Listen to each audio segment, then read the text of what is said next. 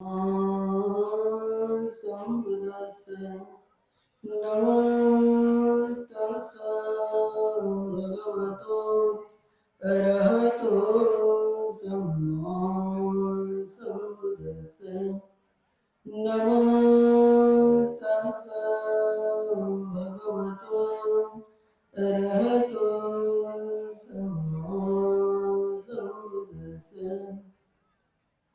Ec buddhatitaca ec buddhayana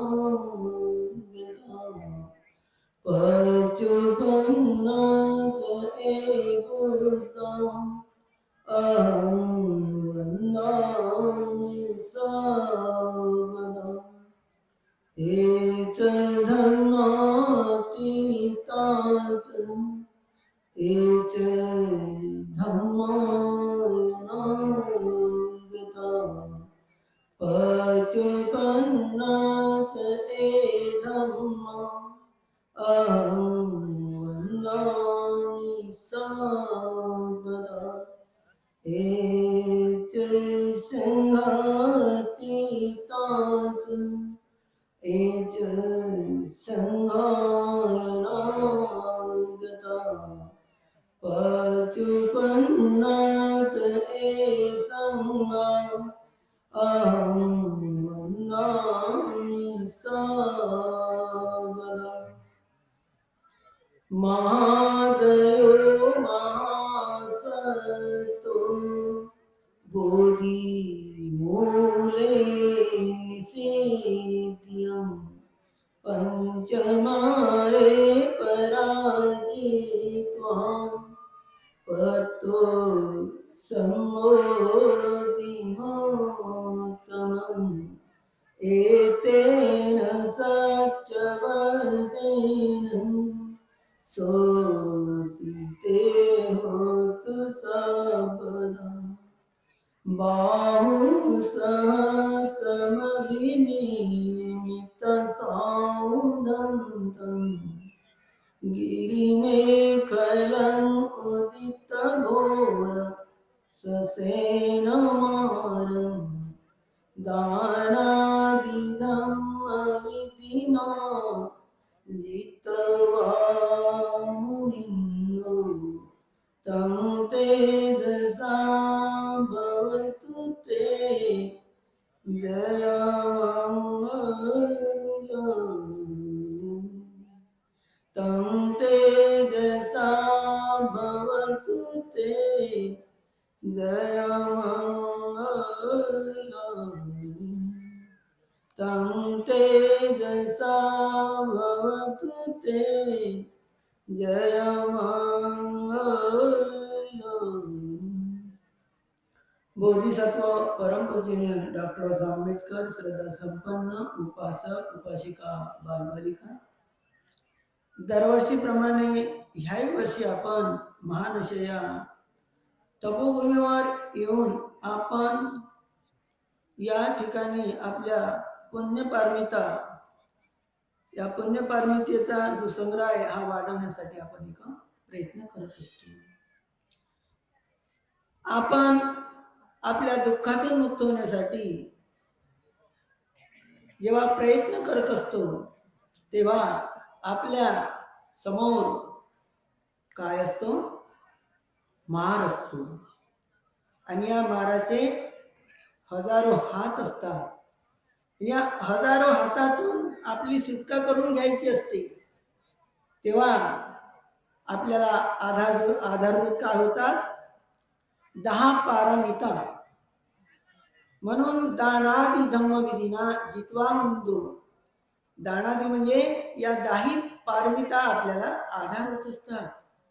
आणि या 10 पारमिता आपल्याकडून आपल्याला जास्तीत जास्त प्रमाणामध्ये त्या आपल्याकडून कशा होत असतात याची आपल्याला एक जाणीव झाली पाहिजे. तर हा जो दरवर्षीचा या ठिकाणचा असो किंवा कोणत्याही ठिकाणचा असो जो काही धार्मिक कार्यक्रम असतो, या धार्मिक कार्यक्रमाचे जे चारही भाग आहेत हे एकमेकावर आधारलेले असतात.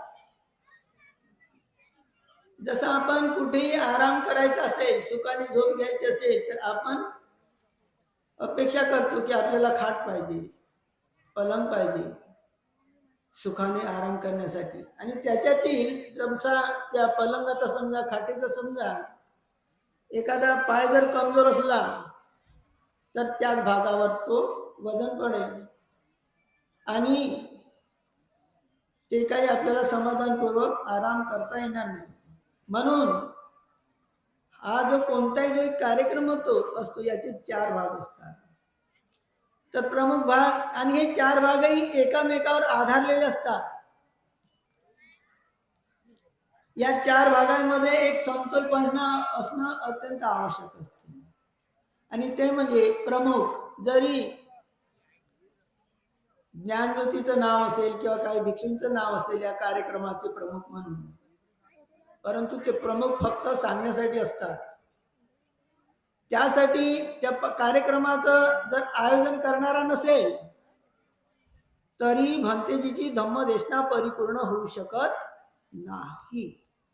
व्यवहारासाठी आपल्याला म्हटलं जात असते की ज्ञानज्योतीचं सर्व काही आहे, पण आयोजक जर असला तर होईल का? नाही. आणि आयोजकही असेल, त्याला सहकार्य करणारे धम्मसेवक जर नसतील तरी तो कार्यक्रम समाधानपूर्वक होऊ शकत नाही. आणि भांतेजी असतील, आयोजकही असेल, धम्मसेवकही असतील आणि ऐकणारेच लोक नसले तर मग कसं काय होईल? म्हणून ऐकणारे लोक पाहिजे. ऐकणारे लोक असले, सांगणारे भांतेजी नसले तर कोणत्याही बाजारात जा तर त्या ठिकाणी कोण कोणाचं ऐकणारं राहते का? भरपूर लोकसंख्या राहील परंतु कोणी कोणाचं ऐकणारं राहणार नाही. म्हणजे तिथं धम्मदानाचा कार्यक्रम होऊ शकतो का? नाही. आणि भंतेजी आता हा एक दिवस सोडून सर्व दिवशी जरी इथं राहिले तर तुम्ही सर्व दिवशी येत राहाल का इथं? ते किती धर्म सांगत असतील, गंभीर नाही तुम्हाला पोहोचत असतील निर्वाणापर्यंत दररोज संध्याकाळी. म्हणजे तुम्ही संध्याकाळी तुम्हाला निर्वाण होईल आणि सकाळी तुम्ही पुन्हा तशान तसेच व्हाल, नाही का? म्हणजे संध्याकाळी मराल आणि सकाळी जिवंत व्हाल. तरी काही आहे का त्याच्यात? काही नाही. म्हणून कोणताही धर्म कार्यक्रम ह्या चार लोकांचं समन्वय साधल्याशिवाय तो परिपूर्ण होऊ शकत नाही. आणि म्हणून ह्या चारही लोकांचं जे महत्व आहे, ह्या चारही लोकांना दुःखातून जेव्हा मुक्त व्हायचं आहे तर संख्या जास्तीत जास्त ऐकणाऱ्यांची राहील, त्याच्या पाठीमागोमाग धम्मसेवक सेविकांची राहील, त्याच्या मागोमाग आयोजक राहतील, त्याचे सहकारी राहतील आणि त्याच्यानंतर जो संघ राहील धम्मदेशना देणारा हा संघ राहील. ह्या सर्व मिळून हा भगवान बुद्धाचा जो धम्म आहे हा बहुजन हिताय बहुजन सुखायसाठी एक आधार होऊ शकेल. म्हणून हे चारही भाग एकत्र पाहिजे. आपण इथं येतो म्हणून आपल्याला दुःखातून मुक्त व्हायचं असेल तर आपल्या पुण्य पारमिता जास्तीत जास्त कोणाच्या वाढतील? जे सब्बदान धम्मदान जिनाती धम्मदान देणारे आहेत त्यांच्या जास्तीत जास्त पुण्य पारमिता वाढतील. पण धम्मदानाच्या मागोमाग जास्तीत जास्त पुण्य पारमिता कोणाच्या वाढतील? जे आयोजक आहेत, या धम्म कार्यक्रमाचं आयोजन करणारे, या चारही लोकांची जुळवाजुळव व्यवस्था करणारे त्यांच्या वाढतील. आणि त्याच्या पाठीमागोमाग जे धम्मसेवक सेविका राहतील त्यांच्या जास्तीत जास्त पुण्य पारमिता वाढतील. आणि त्याच्यानंतर जे काही धम्म ऐकण्यासाठी येतील, ते धम्म श्रवण करतील, धारण करतील, त्यांच्या पुण्य पारमिता वाढतील. म्हणून सब्बदान धम्मदान जिनाती. सर्व दानात धम्मदान हे कठीण आहे. त्याच्यानंतर धम्माचं आयोजन करणं ते आहे. आणि त्यानंतर धम्मसेवा करणं, धम्म ऐकणं. धम्म आपण ऐकू धारण करू, पण धम्मसेवा करण्यासाठी पुन्हा जास्त पुण्य लागत असते आपल्याला. धम्म ऐकताना आपण एका जागेवर बसू, धम्म ऐकून घेऊ, ध्यानही करू, नाही का? कदाचित ध्यान करताना अरंत येऊन जाल तुम्ही, पण त्याच्यापेक्षा धम्मसेवा त्याला बसून राहिला होईल का? जावंच लागेल ना जिथं आवश्यकता आहे. म्हणून अनेक जाती संसार या धम्मसेवेला खूप काही एक महत्व असते. धम्म धम्म धम्मसेवा करणारा व्यक्ती पायानं, हातानं, डोळ्यानं, सर्व गोष्टीनं तो चांगला असला पाहिजे, तेव्हा त्याला ते एक सेवा करता येईल. म्हणून हाच कार्यक्रम नाही, कोणत्याही ठिकाणी आपल्याला या जन्मात नाही, कोणत्या जरी जन्मामध्ये जर मुक्त व्हायचं असेल, मग आपण निवड नेहमी धम्म ऐकण्याचीच केल्यानं जमल का? गेलं ना पाहुण्यासारखं बसलं तर मग आपल्याला सांगायची वाट पाहावं लागेल का? जे आयोजक आहेत आणि आपलं नाव घेतील आणि तेव्हाच आपण जाऊ? नाही. तर आपण जेव्हा जेव्हा धम्म ऐकतो, मी हा जो एक धम्म ऐकत आहो, हा कोणाच्या आधारानं ऐकत आहो? सांगणारे व्यक्ती तर मला धम्म सांगत आहे, पण इथं धम्मसेवा करणारे नसतील तरी मला धम्म ऐकण्यासाठी अडथळा आला असता. हे धम्म ऐकणाऱ्या व्यक्तीला त्याच्या चित्तात आलं पाहिजे. आणि तसंच धम्म सांगणारे आहे, धम्म आयोजन करणारा जर नसेल तरी त्याची आपल्याला व्यवस्थित माहिती मिळणार नाही, व्यवस्थित सुविधा मिळणार नाही. व्यवस्थित सुविधेशिवाय आपल्याला धम्म सुद्धा चांगल्या तऱ्हेनं ऐकता येणार नाही. म्हणून आपण वारंवार कोणत्याही ठिकाणी जेव्हा धम्म ऐकतो, हा धारण करण्यासाठीच ऐकतो, परंतु आपल्या जास्तीत जास्त पुण्य वाढवण्यासाठी धम्म ऐकणाऱ्या व्यक्तींनी आपलं पुढचं पाऊल उचललं पाहिजे. आणि ते कोणतं? धम्म सेवेचं. जे काही मला धम्म ऐकण्याचा लाभ झाला, धर्म धारण करण्याचा लाभ झाला, हा धम्म सेवकाच्या माध्यमानं सुद्धा झाला. आणि म्हणून मी कधीतरी धम्म सेवा करण्यालायक बनीन. धम्म सेवा करण्यालायक माझं आरोग्य राहील, माझी बुद्धिमत्ता राहील, माझे विचार राहील. हे आपली काय पाहिजे? एक मानसिकता राहील. तेव्हा तुम्ही धम्मसेवा कराल. नाही धम्मसेवा कराल का? नाही. उलट कचऱ्यावर बसा, आहे की नाही? कचऱ्यावर बसाल, कचरा नेणार नाही. तुम्हाला त्याचं महत्वच नाही समजलं तर ते काम करणार का? नाही. म्हणून धम्मसेवेचं खूप सारं एक महत्व आहे. म्हणून या पुण्यपारमिता आहेत, या पुण्यपारमिताचं जे अभिसरण आहे, आपल्या शरीरावरचं, चेहऱ्यावरचं सर्व काही तेज, आपल्या रक्ताचं जे अभिसरण आहे, हे धम्मसेवेतून होत असते. जे काही विशेषता आहे आपल्याला मिळणारी, कोणत्याही जन्मामध्ये कोणती विशाखा झाला, अजून काही उपासिका झालं, काही उपासक झाले, काही भिक्षू झाले, कोणत्या कोणत्या विषयामध्ये ते पुढे जातात, आहे की नाही? लोक कल्याणासाठी धम्म सांगत असतात. ही विशेषता धम्मसेवेतून येत असते.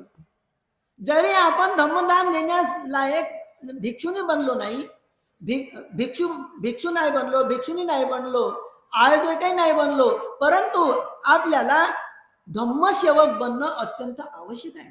जिथपर्यंत तुम्ही धम्मसेवक सेविका बनू शकत नाही, अशा ठिकाणी आलेल्यानंतर कोणत्याही कामधंद्यातून सेवेची निवड करत नाही, तिथपर्यंत तुम्ही जो धम्म ऐकलेला आहे तो चांगल्या तऱ्हेनं तुमच्या कृतीत उतरवण्याचं तुम्हाला बल पण मिळणार नाही. मग आपण म्हणतो मी भुललो, पौर्णिमा भुललो, जेवण केलं ना, मी भुलून गेलो असं म्हणाल, आहे की नाही?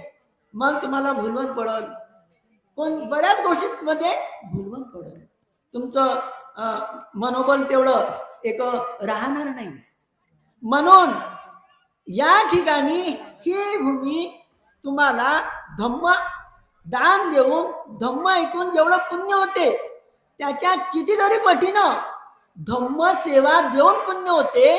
म्हणून आपण एखाद्या चांगली वस्तू पाहण्यासाठी, चांगलं ऐकण्यासाठी जे काही आवड निर्माण करतो, तशाच प्रकारे ही एक भूमी तुम्हाला या जन्मामध्ये धम्मसेवेची संधी उपलब्ध करण्यासाठी एक माध्यम होत असते. पण तुमच्या चित्तात येईल तेव्हा ना, नाही तर करत बसतील ते, आम्ही दान दिलं, ते मजूर सांगतील आणि काम करत राहतील. मग तुमची कशी अवस्था होईल? मग तुम्हाला ती विशेषता प्राप्त होईल का? नाही. साधं जे दान आहे, तुमचं दान असेल, तुमच्या घरी खूप चांगलं असेल वस्तू, पण तुम्ही एखाद्या नौकराला म्हणाल, अरे बाबू हे तू बनव, पकवून दे, पकव आणि नेऊन दे, हे नेऊन दे, दान कोणाचं राहील? राजाचं राहील. आणि त्याला तुम्ही सांगाल एखाद्या सेवकाला, नाही का, हे चांगल्या तऱ्हेचं बनव आणि जाऊन भिक्षू संघाला दे. मग ते पुण्य कोणाचं होईल? दोघांचे होते. राजाने जर म्हटलंच नाही तर तो सेवक देईल का? नाही. मग पण मृत्यूनंतर जो राजा आहे आणि जो सेवक आहे, जेव्हा त्यांना सुगती प्राप्त होईल तर राजा खालच्या देवता लोकात राहील आणि सेवक वरच्या देवता लोकात राहील. पहा, दान कोणाचं आहे? राजाचं. आणि बनवून कोण देते? सेवक. आहे की नाही? असं एक उदाहरण आहे, पण मला चांगल्या तऱ्हेने सांगता नाहीत कारण का वेळ लय झालेला आहे. आहे की नाही? दिघ निकाय मध्येच आहे, पायसे राजाच आहे ना, कोणाचं तरी आहे. तर म्हणून तुमच्या दानाला जी किंमत आहे, तुम्ही जिथपर्यंत सेवा करू, तुम्हाला धम्म ऐकण्यासाठी कोण्या सेवकाने मदत केली आहे म्हणून आपल्यामध्ये तो एक कृतज्ञता भाव असणं अत्यंत आहे. जेव्हा तुम्ही सेवा कराल, तुम्ही आता पहा ना, तुम्ही प्रत्यक्ष पहा, हेच ठिकाण पाहू नका. डॉक्टर आंबेडकरांनी शिका, संघटित संघर्ष करा, हे सर्व काही सांगितलं. तुमचे काही स्कूल असतील, शाळा असतील, विद्यापीठ असतील, हेही पहा. आणि ख्रिश्चनांच्या शाळा पहा, स्कूल पहा, त्याच्यामध्ये किती स्वच्छता राहत असते. आणि तुमचं पहा किती चांगलं राहते. आहे की नाही? मग हे तुमच्या मनावरच अवलंबून आहे ना. भांडण्यासाठी तयार व्हाल, आहे की नाही? पण ते स्वच्छता तुम्ही पाडू शकणार नाही. म्हणून आपल्या पुण्य पारमिता वाढवण्यासाठी या ठिकाणी येतो. तर कोणी तर आपल्याला सांगणारच आहे, पण सांगायच्या अगोदर जे करतो त्याचं खूप काही सारे महत्व असते, न सांगता करणं. म्हणून धम्मसेवा झाली, धम्म ऐकून झाले. म्हणून या धम्म संभाषणाचे 4 भाग असतात. म्हणून आपण धम्म ऐकणाऱ्यांनी असा एक फोन केला पाहिजे धम्म आयोजकाला की मी पुढच्या वर्षी या धम्माच्या कार्यक्रमामध्ये मी ह्या प्रकारची एकच सेवा देऊ शकतो. मग तुम्ही त्याच्या ओळखीचे राहाल. तुम्ही जे सेवा चांगल्या तऱ्हेने करू शकता त्याच्यात तो तुम्हाला ते सेवा देण्यासाठी तो तुमची नोंद करेल. म्हणजेच तुम्हाला तुमच्या कमीत कमी वेळात जास्तीत जास्त पुण्यपारमिता वाढतील.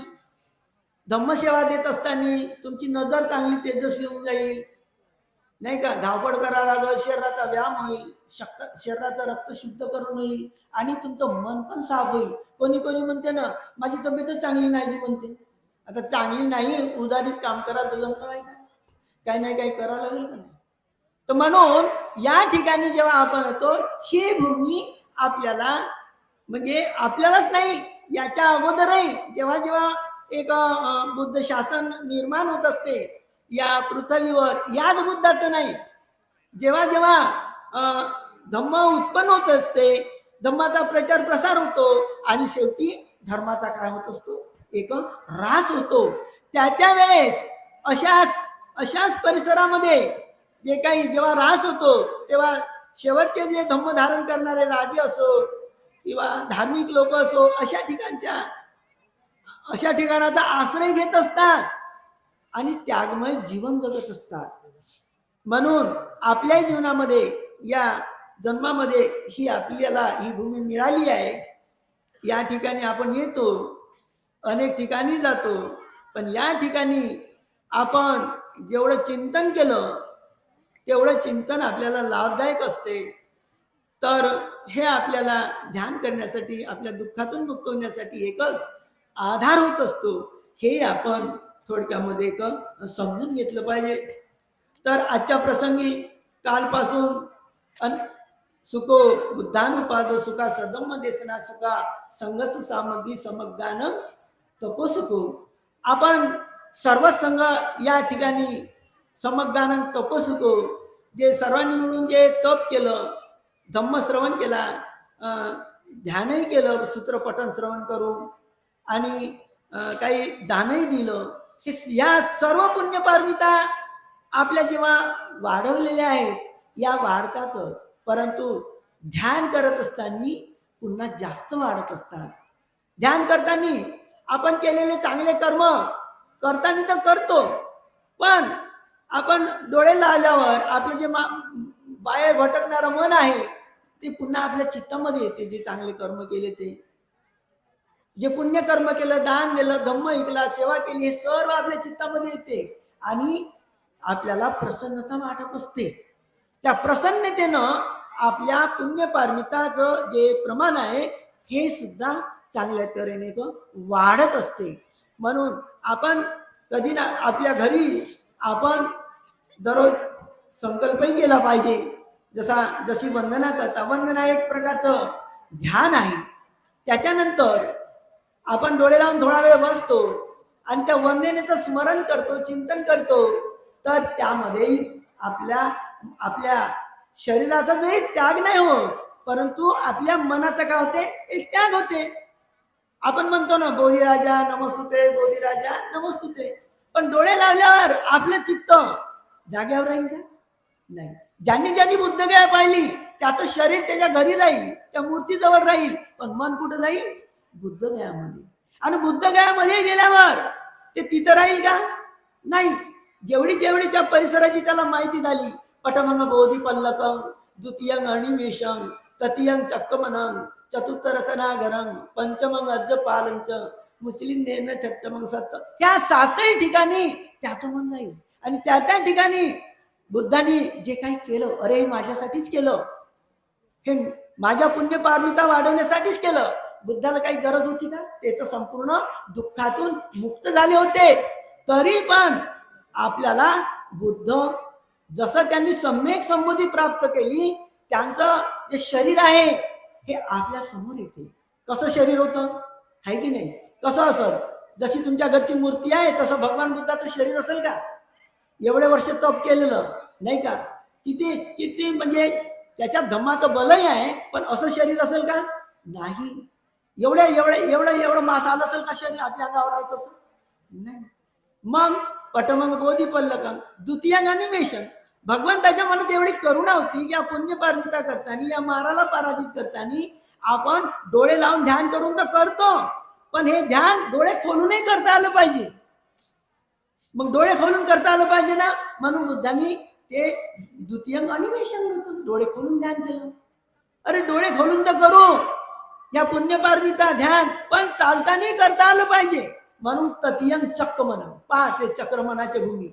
या वर्षीच्या चॅन्टिंग मध्ये भगवान बुद्धाची मूर्ती सुद्धा ठेवली होती की भगवंत चक्रमन कसे करत आहेत, जात आहे, येत आहे. आणि त्या चक्रमनाच्या जे चक्रमनाची भूमी आहे, आपण अभ्यास करतो, परंतु कोणत्याही गोष्टीची काही रेंज असते, काही टचिंग असते, नाही का? किती काही आपला मोबाईल पॉवरफुल असेल आणि किती काही लाईन असेल, पण आपण असं अंतर ठेवलं तर तो आपला काही मोबाईल चार्जिंग होऊ शकत नाही. म्हणून कधी काही धर्मनियमाची, धर्मतेची एक विशिष्ट असते. आपण जसे आता हजारो वेळा आपल्या श्रद्धेनं म्हणा, दुःखा म्हणा, उत्तमंगे नवन्यं पादपंसु वरुत्तमं बुद्धयो कलितो असं म्हणतो. हे भगवंता, मी माझ्याकडून जे काही दोष घडले असेल, मी आपल्या चरण धुळीवर मी माझं नतमस्तक होतो, मला भगवंतांनी माफ करा. आता असं म्हणल्यानं जमेल का? खरोखरच आपलं डोकं भगवान बुद्धाच्या चरण धुळीवर आपण ठेवलं का? तर काय उपासिका म्हणते ठेवलं नाही तर काळजी, मी बुद्ध काय नाही गेलो का? मग ते भगवंताच्या बोधी वृक्षाखाली बसले होते ना, हो, मग तिथंच तर मी वंदन केलं, डोकं ठेवलं आणि म्हणलंय काय उत्तम वंदे पादपरंस. मग बुद्ध काय तिथं फिरले नसतील का? पहा, म्हणजे अशा म्हणतात. आता हे खरं असेल का? बुद्ध जसे जाऊन बसले त्या ठिकाणी बसले आणि उठले तर पुन्हा बसलेच नाही. मग ज्या तुम्ही जिथं डोकं ठेवलं त्या ठिकाणी भगवान बुद्धाचं पाऊल पडलं का? पडलंच नाही. बुद्ध जसे जाऊन बसले आणि उठले त्या ठिकाणी जाऊन बसलेच नाही, नाही तर सुद्धा तयार झालं असतं. अनेक ठिकाणचं असते ना, नाही का? म्हणून इतर देशातले उपासक लोक, विद्वान लोक भगवान बुद्धाच्या चरण धुळीवर, म्हणजे भगवान बुद्धाचे ज्या ठिकाणी पाऊल पडले त्या ठिकाणी आपले हात ठेवतात, डोकं ठेवतात आणि ती गाथा आपल्या हळू आवाजात उच्चारतात. उत्तमंगेन वंदेहं पादपंसु वरुत्तमं बुद्धियो कलितो दोषो बुद्धो कमतो. तर त्या ठिकाणी बुद्धाच्या पदस्पर्शानं, पायानं ती भूमी अजूनही त्या ठिकाणी जे बल आहे, जसं चुंबक काही म्हणत नाही माझ्याकडे या म्हणून, आणि चुंबकाला कोणी चोरून नेत नाही, काही त्याची सोन्यासारखी किंमत आहे का? नाही. पण चुंबकामध्ये जे बल आहे तसं त्या भूमीमध्ये बल आहे, पण ते बल आपल्याला मिळालं पाहिजे. डॉक्टर आंबेडकरांनी एवढा आपल्याला धर्मांतर दिलं, म्हणून सब्बदान धम्मदान जिनातीत आम्ही भिक्षू धम्म सांगतो, हे प्रसंगानुसार सांगतो, परंतु तुम्हाला गृहस्थाकडून सुद्धा धम्म ऐकणं अत्यंत गरजेचे आहे. काही काही तुमची क्षमता आहे, पण धम्म ऐकल्याशिवाय तुमचं चित्त गतिमानच होऊ शकत नाही. आता या गोष्टीवर गतिमान झालाय का? आता तुम्हीच विचार करा, तुमचेच पैसे खर्च करून तुम्हीच अडचणीतून बुद्ध गयाला कित्येक वेळा गेले आणि तुम्ही आल्या, मग त्या भूमीवर जाऊन आपलं डोकं ठेवलं का? मग तुमच्या मनात आम्ही शंका निर्माण केली, शंका नाही निर्माण होईल का? तुमचं डोकंच नाही ठेवलं म्हणत आणि तुम्ही ठेवलंच म्हणाल, असं सुद्धा आहेच नाही. तर इतर देशातले उपासक त्या चक्रभूमीवर डोकं ठेवत असतात, मग त्याच्या मनात शंका राहील का? नाही. उत्तमंगेन वन्यहं पादपं सुवरोत्तमं बुद्धेयो खलितो दोषो बुद्धो कमतु तम मयं पमानं तेजेनं सब पापी मुंजित. आता गाथा सांगितली सरांनी, सब पाप सकर्म. पाप शब्द आहे का नाही? सब पाप नाही तर म्हणाल पाप पुण्य हे काही आम्हाला बाबासाहेबांना सांगितलं नाही. आम्ही म्हणू तुमचा बाबासाहेब बलग आणि आमचा बाबासाहेब बलग, मग भांडणच करत राहू, जमल का अशा? म्हणून आपण जे सर्व करतो, अड्याने तळ्याने माणूसही जर करत असेल, त्याची जरी त्याला आपल्या वाणीनं प्रगट करता येत नाही, परंतु त्याच्या चित्ताची जी चेतना असते ही सारखीच असते. म्हणून मयंग पमानं तेजेनं सब पापीही मुंचित. आपण पाप कर्म करू नये, सब पाप सकरून हे म्हणतो, असं म्हणल्यानं जमल का? आणि पहिलं केलेले पाप कर्म ते कसे कमी करू? आता ठीक आहे, संकल्प करू की मी याच्यानंतर कोणत्याही प्रकारचं पाप कर्म करणार नाही आणि कुशल कर्म करू, चित्त परिशुद्ध. अरे हो, आता तर कराल, पण पहिलं तुम्ही जे अकुशल कर्म केलेले आहे तो संस्कार तुम्हाला अकुशल कर्म करण्यासाठी लावणारच. त्या ठिकाणी तेथे आलमन मिळण्यावर तिथं म्हणाल मी एवढा विद्वान आहोत आणि एवढे माझे ज्ञानज्योती भंतेचे नाव घेतलं माझं सर्वच भलं होतं, काही भलं होणार नाही.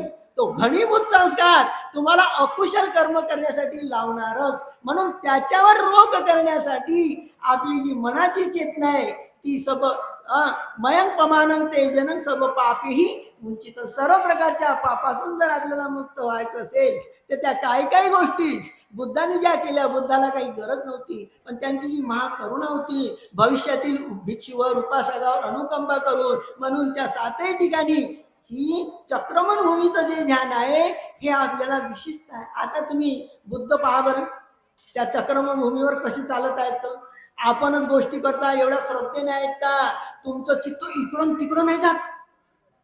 एखाद्या बाईने म्हणलं भगवंतानी 6 वर्ष तप केलं, दुसरी बाई म्हणते एक तिळाचा कण खाऊन घालला, एक घास जेवण केलं. हो ना बाई, खरं सांग, एक कण तुमची श्रद्धा वाढतच जाईल. मग आता त्या एका कणानं भगवंताच्या शरीरावर मास असेल का? नाही. मग 7 दिवस भगवान बुद्धांनी चक्रमण केलं, तशा कमजोर शरीरानं किती भगवान बुद्धाचं बल होतं. म्हणून तुम्ही चक्रमण करताना ध्यान केलं पाहिजे, बसून तर करा, आहे की नाही? आणि नंतर आहे चतुर्थ रत्नाघरम, मग त्याच्यात आहे कार्य कारण भाव, नाही का? हेतुपच्चय आरवणपच्चय कम्मसकोमी कम्म योनी, हे सिद्धांत तिथं लागू पडते. मग त्याच्यानंतर पंचमंग अर्ज पालनचं कम्मसकोमी, त्या ब्राह्मणाला कर्म सिद्धांत सांगितले. कम्मसकोमी कम्म योनी कम्म दायादो कम्म बंधू कम्म पटीसरणो. माझे ज्या भविष्यात माझा जन्म होणार आहे, माझं शरीर तयार होणार आहे, माझे इंद्रिय तयार होणार आहेत, मला मित्र मिळणारे आहेत, या सर्व गोष्टी भंतेजींनी थोडक्यामध्ये सांगितलेल्या आहेत अभिधम्माच्या माध्यमानं. हे सर्व कर्म, म्हणून भगवान बुद्धाचा धर्म हा आशीर्वाद प्रधान नाही आहे, कर्म प्रधान आहे. म्हणून आपल्याला हे कर्म आपण गृहस्थ आहात तर नेहमी नाही करू शकत. म्हणून पौर्णिमा आहे, अमावस्या आहे, अष्टमी आहे, त्या सरांनी नाही सांगितलं का? पण संकल्प कराल तेव्हा होईल ना? नाही तर पौर्णिमेच्या दुसऱ्या दिवशी संकल्प करा, भूललो म्हणून. पौर्णिमा सोडून आता एक पौर्णिमा गेली, ते किती दिवसावर गेली? भुललेली पौर्णिमा. ते काय पुढची पौर्णिमा थोडी होय, ते 12 महिन्यावर गेली. आणि 12 महिने वाचता का मरतात काय माहित आहे का? आम्हाला तर समाधानच होते मेल्यावर, कारण का आमचं परित्रण पडत जास्त दान भेटते. आम्ही काय असं म्हणणार नाही का 12 महिन्यानंतर वाचा म्हणून. वाचाल तर परित्रण पाठ करू तर आम्हाला थोडंसं दान कमी मिळतं, आम्ही म्हणून मराल तर बरं होते, आहे की नाही? मेल्यावर तुमचे लोक भंतेजी मेली बाई, आता परित्राण पाठ करा.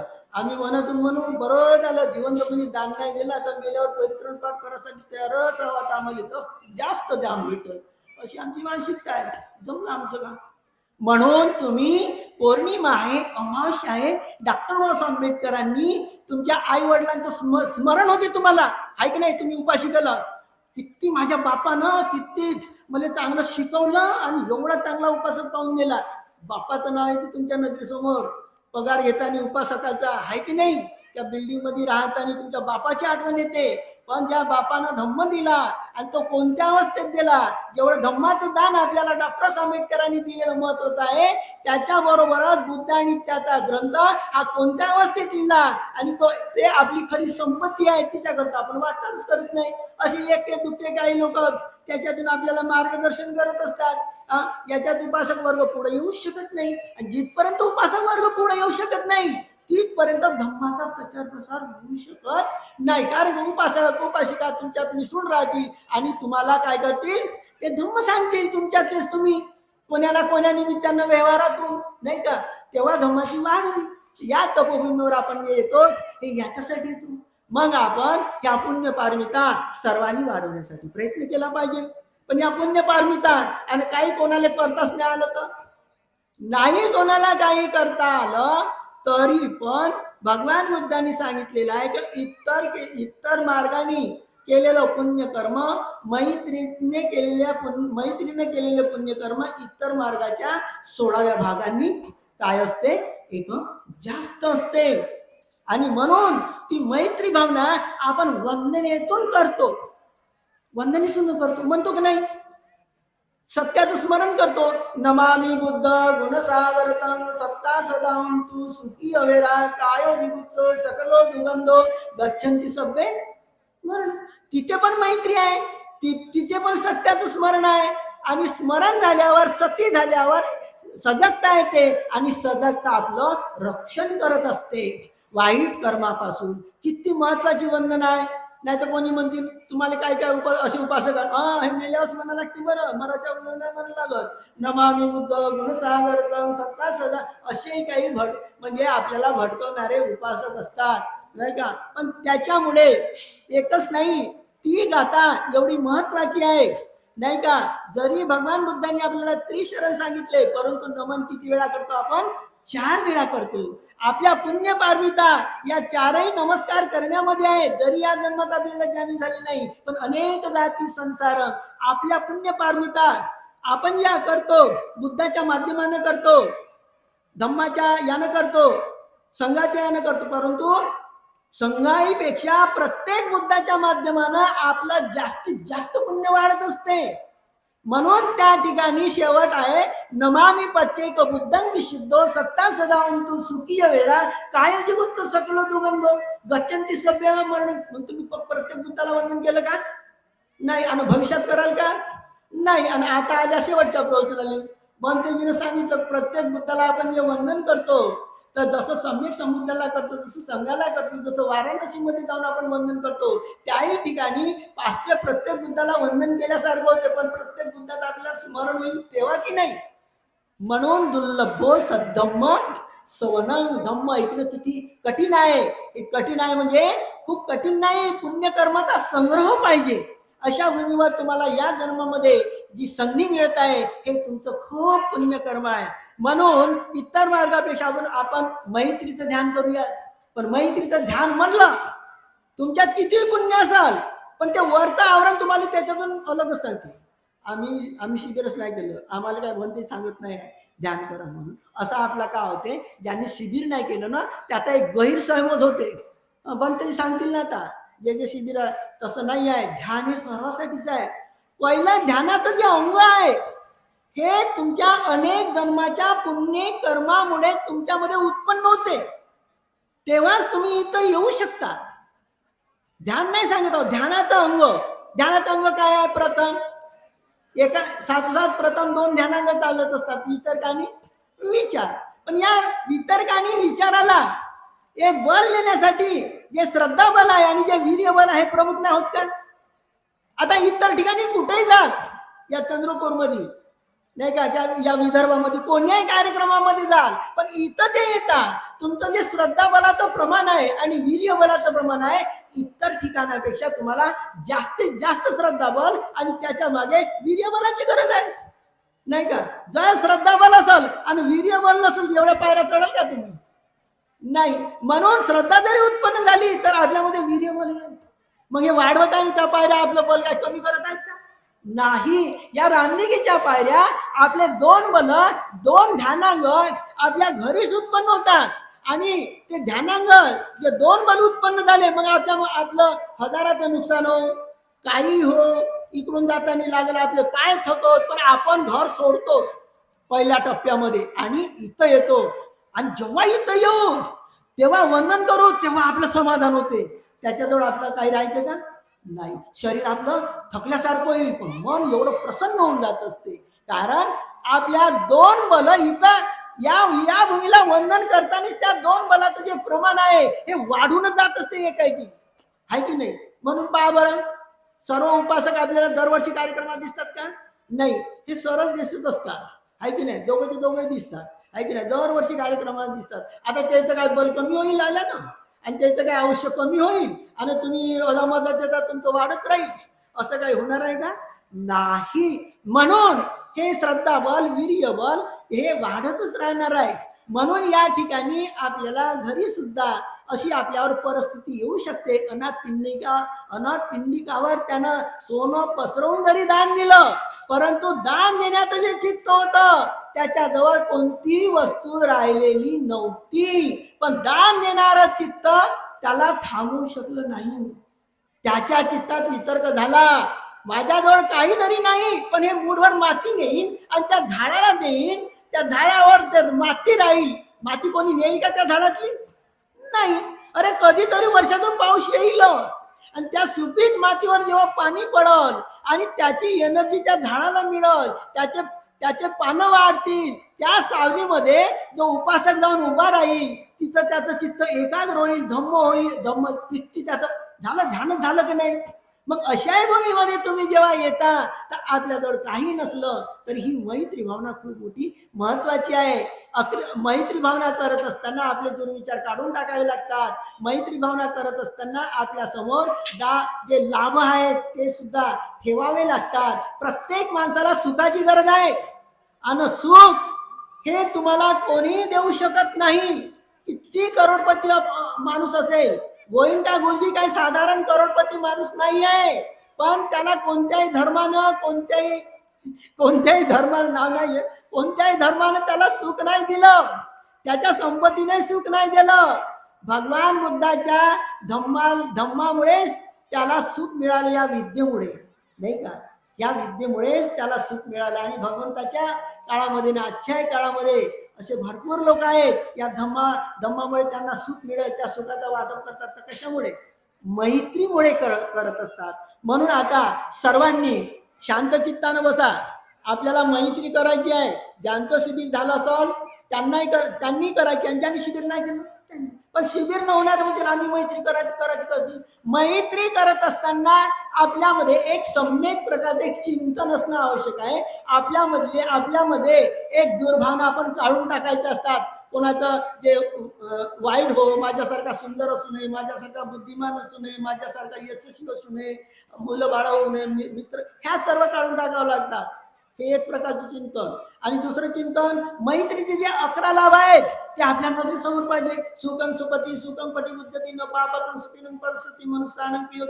म्हणून मनुष्याला सुखपूरक झोप येत असते, वाईट स्वप्न पडत नाही, देवता त्याचं रक्षण करत असतात, चित्त त्याचं एकाग्र होत असते विषम परिस्थितीमध्ये. म्हणजे हे जे 11 लाभ आहेत त्यालाच त्याच्या चित्तासमोर पाहिजे. हे सम्यक चिंतन दोघांनी करायचं असते, ज्यांनी शिबिर केलं त्यांनी नाही. पण अनुभूत्या 2 प्रकारच्या आहेत. ज्यांनी शिबिर केलं नाही त्यांनी सत्याचं स्मरण अनुभूती आली पाहिजे. सत्य कोणतं आहे? तुमच्या जिवंतपणाचं जे सत्य आहे ते काय आहे? श्वास जात आहे आणि येत आहे. त्या श्वासाला साक्ष ठेवून आपल्याला, ज्यांनी शिबिरच नाही केलं त्यांनी आनापान म्हणजे श्वास जात आहे येत आहे हे आपल्याला अनुभूतीसाठी, जेव्हा आपण डोळे लावू आपलं बाहेर भटकणारं मन त्याची ताकद वाढल, आणि डोळे लावल्यावर आपलं चित्त वटाच्या वरच्या भागावर राहील, आणि ते श्वास जात आहे येत आहे मग ते तो काय करण जाणत राहील. आणि मैत्रीचे जे शब्द निघतील तसा तसा तो एक भावार्थ प्रगट करेल. ठीक आहे, ज्यांनी शिबिर केलं नाही, पण ज्यांनी शिबिर केलं आहे म्हणजे परमार्थ सत्याची अनुभूती झालेली आहे, कधी ना कधी त्याच्या शरीरामध्ये तरंगाची अनुभूती होईल. त्या तरंगावर जर त्याने चित्त केंद्रित केलं ना, तर जसं एखाद्या पाण्यामध्ये एखादं पुष्प टाकलं तर पाणी वरत जात असते, अशा प्रकारे आपले तरंग या लोक आहे, परलोक आहे. बाबासाहेबांनी म्हणतात गंभीर विषय सुद्धा बुद्धिज्ञान धम्मामध्ये घेतलेला आहे, शीललाभ, चित्तलाभ, दृष्टीलाभ. तर मग आपले जे तरंग आहे, आपले जे संबंध आहे, या लोकाशीच नाही आहे, या भूमीवरच नाही आहे, आपले संबंध हिमालयाच्या पायथ्याशी असलेल्या देवता लोकाशी सुद्धा आहे. आणि ते आपण नेहमी संबंध आपल्या जोडत असतो, करणीय मेत्त सुत्त म्हणून. त्यांचं जे बल आहे ते त्याच्यासाठी आहे. म्हणून कोणताही भिक्षू कोणत्याही देशातला किती विद्वान भिक्षू असेल, किती अभिधम्म शिकवेल, परंतु ते सुद्धा तुम्हाला आशीर्वाद दिल्यावर ते म्हणावंच लागते, करणीय मेत्त सुत्त किंवा दुःखपदाचं निदुका, त्याच्यात काही भेदाभेद नाही. म्हणून आपला जो संबंध आहे, इथल्याच देवता नाही, इथलेच मनुष्य लोक नाही, हिमालयावर राहणारे, वरत राहणारे, चतुर्माराज त्याच्या खाली राहणारे जे प्रभावशाली देवता, त्या त्या ठिकाणी अनंत, इथून श्रावस्तीपासून पायदळ चालत गेले 500 योजन भिक्षू त्या काळामध्ये. मग काहीतरी असेलच की नाही, भगवंताला सोडून गेले, कर्मष्ठान सोडून गेले, मग त्याची काही विशेषता असेल की नाही. म्हणून हे संपर्क सत्ता देव मनुष्यानं हे लागूनच आहे. आणि ते आपल्याला वाणीनं प्रगट करता येत नाही, पण त्यांचं व्हायब्रेशन, त्यांचे तरंग सुद्धा आपल्याला जेव्हा मिळत असतात तेव्हा आपलं रक्षण सुद्धा होत असते. म्हणून असे तरंग चतुर्माराज येतात ब्रह्मलोकापर्यंत, आणि तुरंत ते तरंग येतात, आपल्या साऱ्या ग्रंथी खुलतात. असा कोणताही डॉक्टर नाही आहे की त्याच्याजवळ आपल्या ग्रंथी खोलण्याचं शस्त्र नाही आहे. गोविंदाच्या डोक्याचं ऑपरेशन करणारा कोणताही माणूस नव्हता. या सत्य भगवान बुद्धाच्या सत्यविधीच्या सत्यशस्त्रानं त्याच्या ग्रंथी मनोबलच एवढं पॉवरफुल असते, ग्रंथी खुलून टाकत असते. कोणत्याही गाठी खोलते, हृदयाच्या करते, कॅन्सरच्या खोलते, असे कितीतरी लोक यानं आपले असे मनोबल त्याच्यात दूषित तरंग भडकन फेकून देते. चित्ताची एकाग्रता एवढं बल असते, या माणसाला ओळखू शकते, त्याला तर बुद्धिबल म्हणते. दुसरं काय आहे वृत्तीबल? हेच असते पुण्यामुळे. तर म्हणून तुम्ही सर्वांनी आता शांत चित्ताने बसा आणि तुम्ही मैत्री भावना जे करायची आहे विपशी साधन जाणीवपूर्वक करा, जाणीवपूर्वक करा. तुम्हाला काही तरंग काही दिशेने येत असतील तुमच्या शरीरात, याची सुद्धा तुम्हाला जाणीव होईल. हे तरंग जे येत असतात, जात असतात आणि तुमच्या ग्रंथी सुद्धा खुलतील. म्हणून भगवान बुद्धांनी म्हटलेलं आहे की ही मैत्री भावना खूपच फलदायक आहे. म्हणून या परिसरातील दृश्य अदृश्य देवता या मैत्रीमध्ये एक सहभागी होत आणि धम्मशासनाचं एक रक्षण करू. नमो तस् भगवतो अरहतो सम्मा संबुद्धस्स. नमो तस् भगवतो अरहतो सम्मा संबुद्धस्स. नमो तस् भगवतो अरहतो सम्मा संबुद्धस्स. नमो तस् भगवतो अरहतो सम्मा संबुद्धस्स.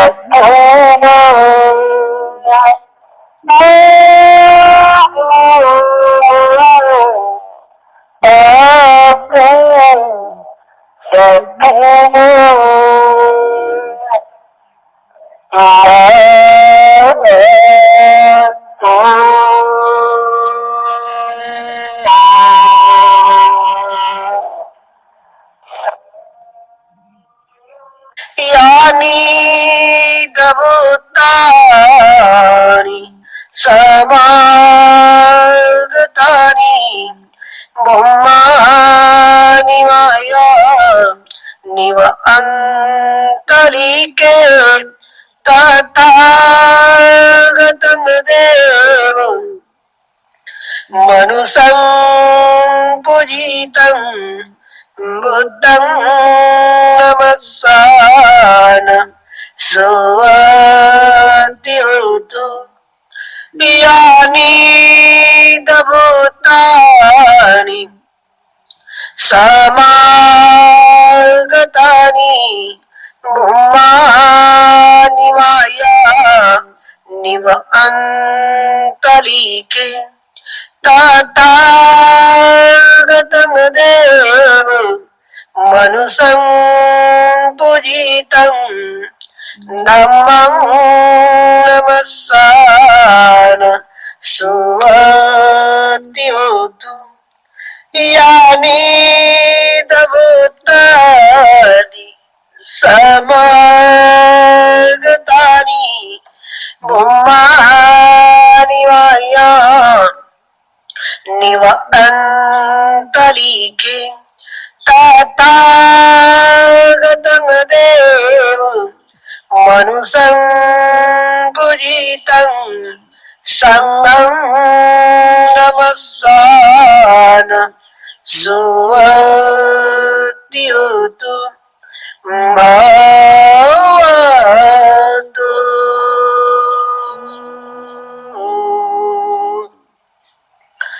सब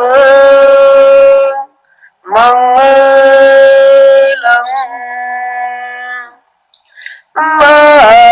भवतु सब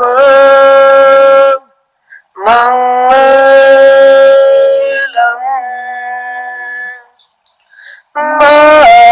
भवतु सब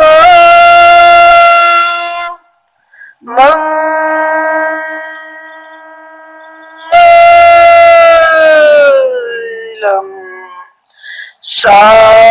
साधु साधु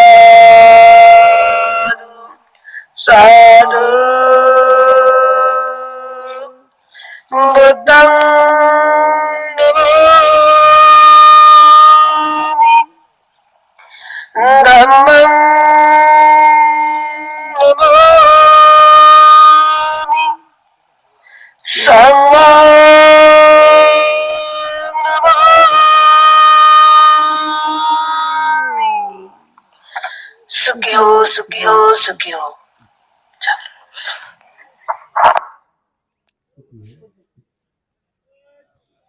सर्व श्रद्धावान उपासक आणि उपासिका गायक गायिका दरवर्षीप्रमाणे यावर्षी सुद्धा आपला सर्वोत्तम आणि उत्तम पद्धतीने शांतचित्ताने आणि अतिशय सहकार्य